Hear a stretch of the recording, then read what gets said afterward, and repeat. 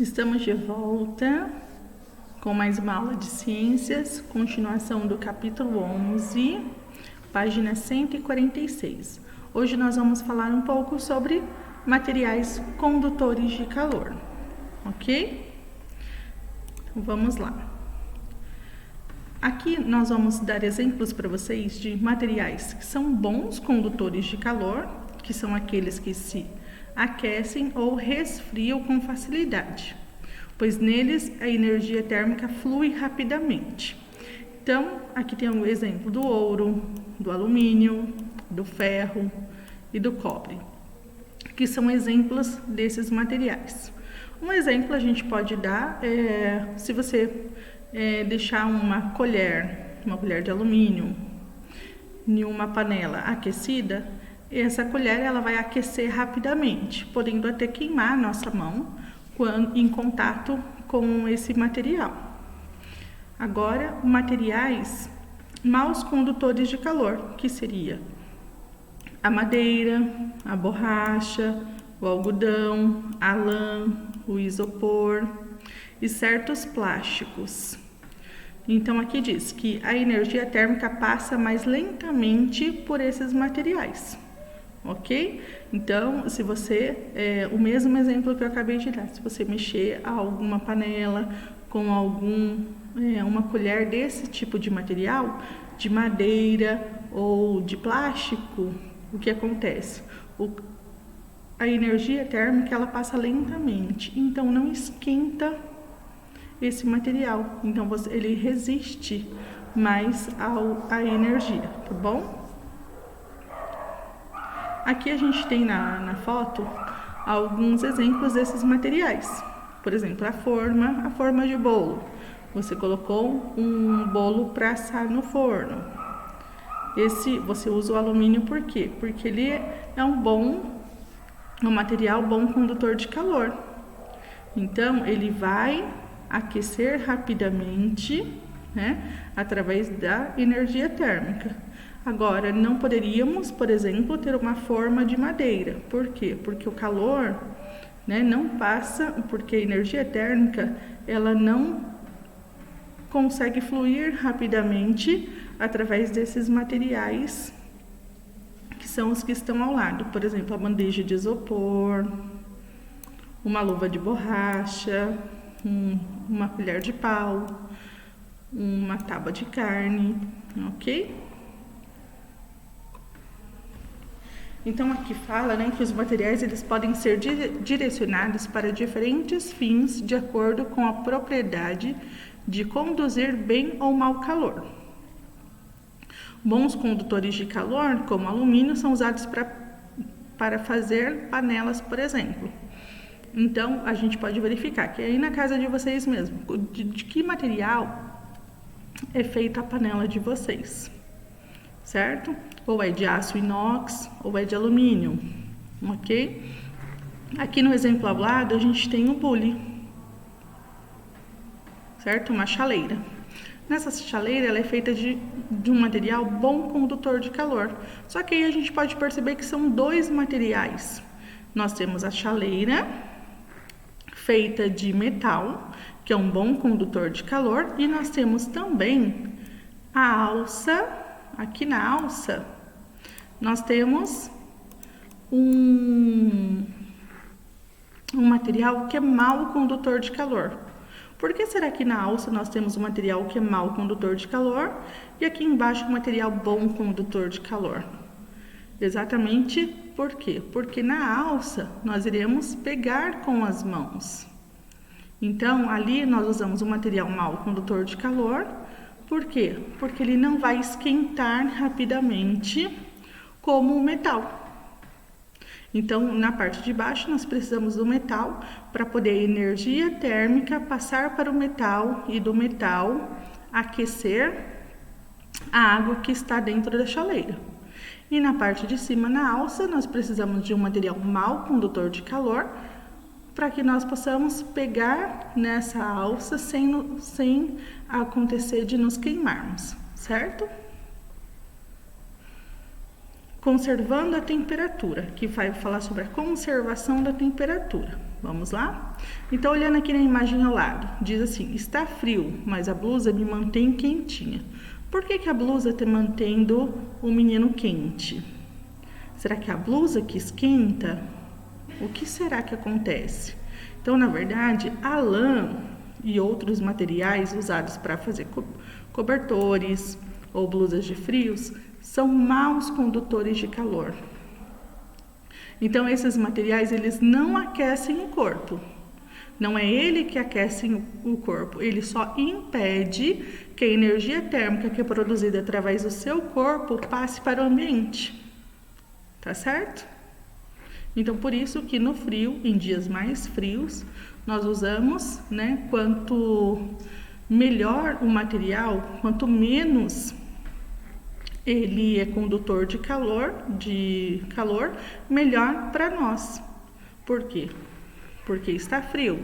Se eu coloco uma blusa, no exemplo aqui que diz uma blusa de lã, se eu coloco uma blusa de lã e essa blusa de lã impede que o calor do meu corpo passe para o ambiente, então eu me mantenho quente. Agora, se eu coloco uma blusa com um material, por exemplo, um material todo furadinho, um material mais leve, o calor do meu corpo, a temperatura do meu corpo, ela vai cair. Por quê? Porque essa temperatura, ela vai para o ambiente. Ela está saindo, ela está passando pela blusa e indo para o ambiente. Então, eu perco temperatura, ok?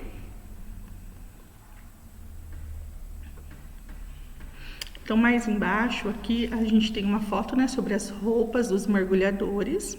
Fala um pouco sobre o material que é feito, a roupa dos mergulhadores, que dificultam a transferência de energia térmica do corpo para a água, permitindo que eles nadem em baixas temperaturas, até por mais tempo.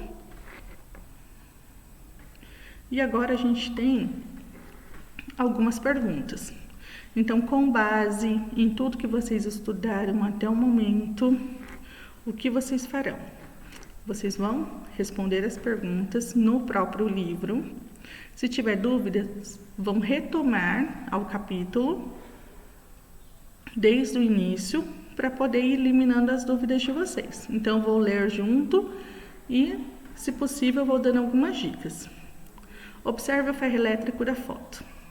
Que material foi usado para fabricar a parte que fica em contato com a roupa e a parte que fica em contato com a mão? Então, não é para vocês ligarem o ferro em casa.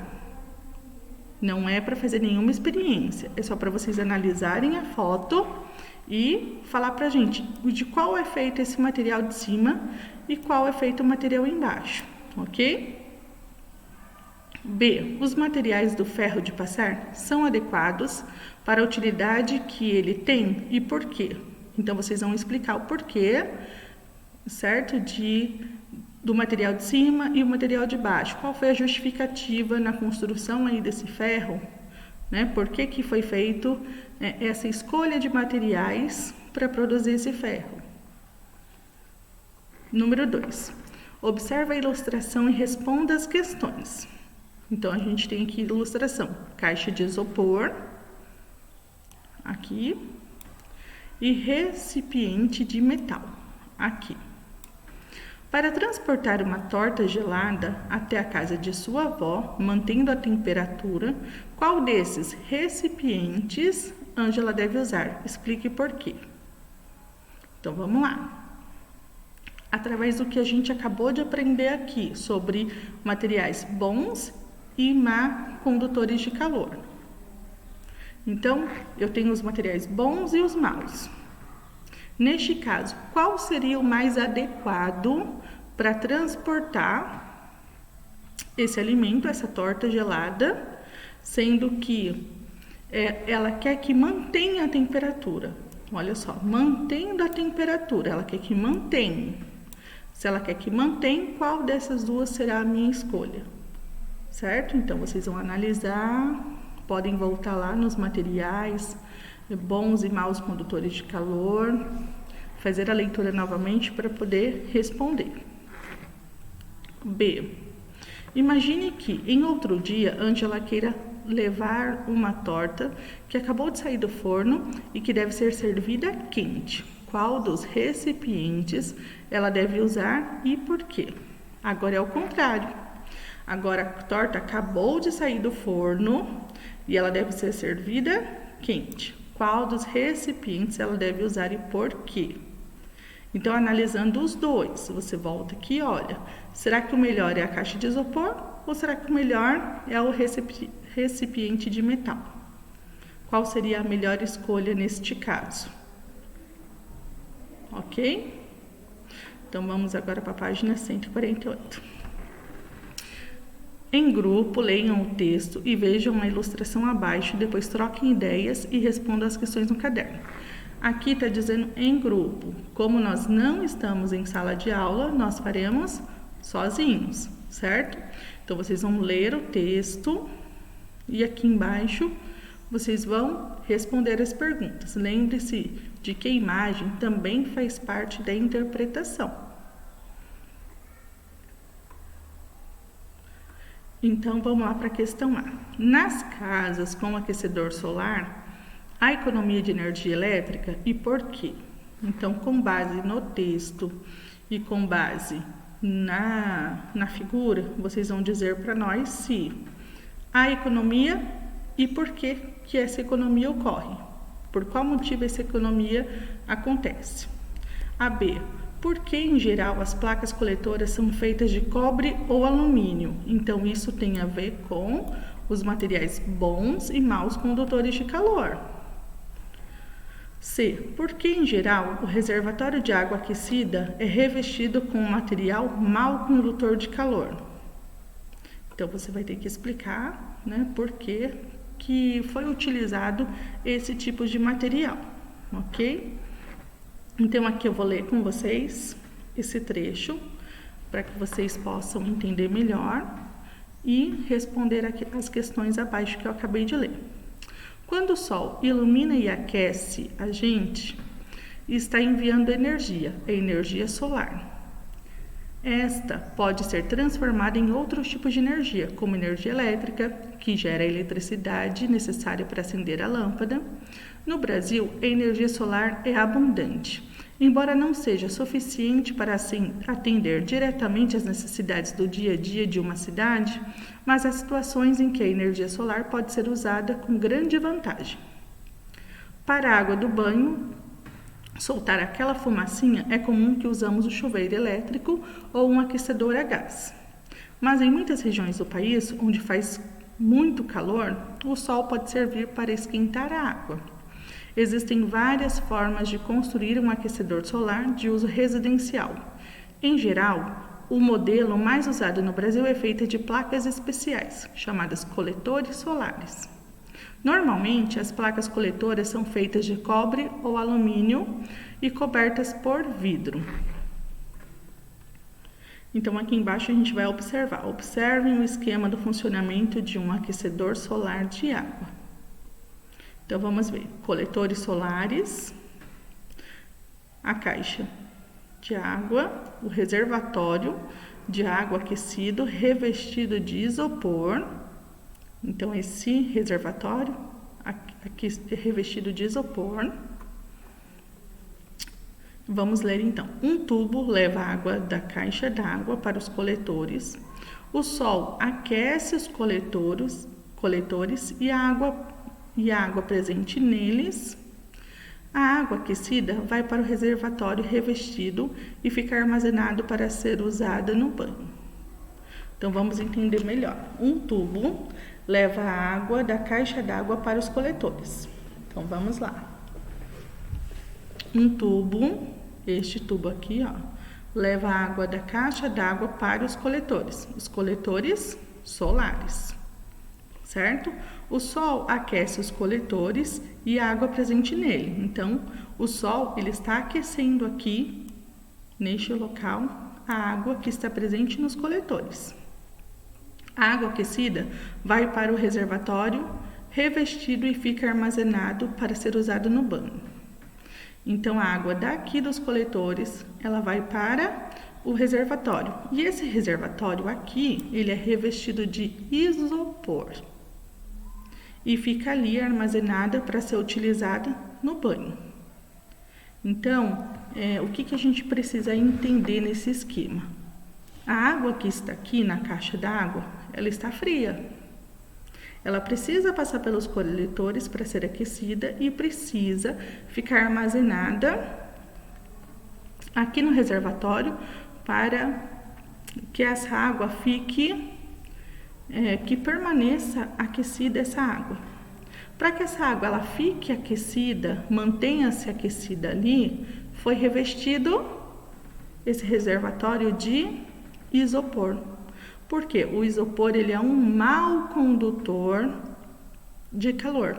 Se ele é mau condutor de calor, ele vai manter a água aquecida ali por bastante tempo, ok? Até que essa água seja liberada no banho, ok? Feito então a análise, né, do texto e análise da figura, vocês responderão as 3 questões. Essas 3 questões poderão ser respondidas no caderno. É só lembrando de colocar a data que vocês estão fazendo a atividade, colocar a página do livro, ok? Copiar a pergunta e responder. Neste caso, não tem no livro de vocês espaço para responder a questão aí. Como não tem espaço, vocês farão a resposta, vão transcrever a pergunta para o caderno de ciências e responder no caderno, ok? Escrever a caneta e responder a lápis, porque depois nós faremos a correção, ok? Então, por hoje é só. Espero que vocês tenham entendido. Caso tenham dúvidas, voltem ao vídeo de novo ou leiam novamente o texto e as questões para que vocês possam eliminar algumas possíveis dúvidas de vocês, ok? Então, por hoje é só e até a próxima aula. Fiquem com Deus.